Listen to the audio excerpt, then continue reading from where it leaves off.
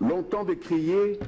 la Commission électorale nationale indépendante a vu débouler des milliers de candidats aux élections générales programmées pour le 23 décembre prochain.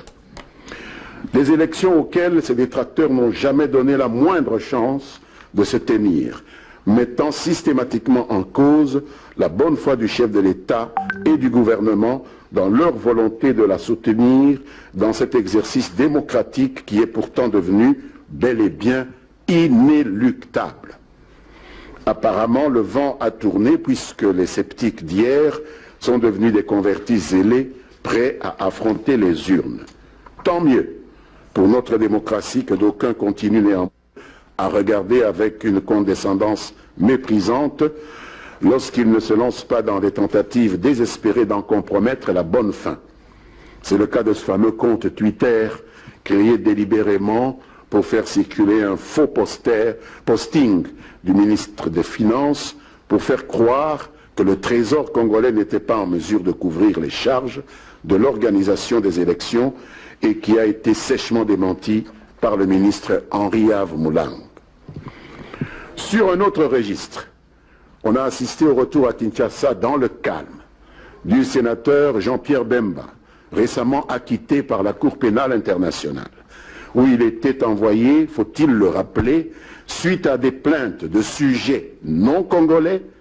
et avec le concours d'autorités d'un pays européen et non des autorités de la République démocratique du Congo, que quelques exaltés essayent de rendre responsables des déboires vécus par ce compatriote il y a de cela 11 ans. Éclipsé sans doute par ce retour de M. Bemba, un autre acteur politique s'est mis en tête de se lancer à corps perdu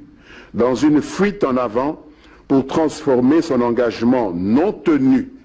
de se présenter à la justice congolaise, de laquelle il avait obtenu une autorisation d'aller se faire soigner à l'étranger, en un pathétique show médiatique autour du dépôt d'une candidature hypothétique à l'élection présidentielle, une candidature pour laquelle des groupes d'influence étrangers, mais aussi nationaux, par exemple la Cinco et ses démembrements, se font des avocats zélés au mépris de la Constitution, tout en s'appuyant sur l'accord du 31 décembre 2016 qui fait du respect de la Constitution le socle de toute sa mise en œuvre. Pour donner un semblant de consistance à ce jeu, lui et ses amis ont dans un premier temps inventé une fausse demande d'autorisation d'atterrissage jamais envoyée à l'autorité de l'aviation civile avant de prétendre faussement avoir été empêché d'entrer en République démocratique du Congo en fabriquant des faux communiqués attribués tantôt à des autorités zambiennes, tantôt à des autorités congolaises non autrement identifiées pour des raisons évidentes. Une vraie farce. La vérité est simple. Ce monsieur ne s'est jamais présenté du côté congolais de la frontière à Kasumbalesa, ni vendredi, ni samedi dernier. Il s'est limité à se pavaner en territoire zambien, sans traverser ou même approcher de la ligne de démarcation frontalière, où on l'attendait, pour se présenter à une quelconque autorité congolaise. Par ailleurs, aussi bien la police nationale, la Direction générale des migrations, que la DGDA confirment que notre frontière avec la Zambie n'a jamais été fermée vendredi et samedi. Bien au contraire, vendredi, notre frontière à Kasumbalesa était restée ouverte jusqu'à 19h, 30 minutes après l'heure normale de fermeture. Et samedi, la frontière n'a fermé que 3 heures au-delà des heures normales de fermeture. Tout le reste relève de simples ragots et des rumeurs.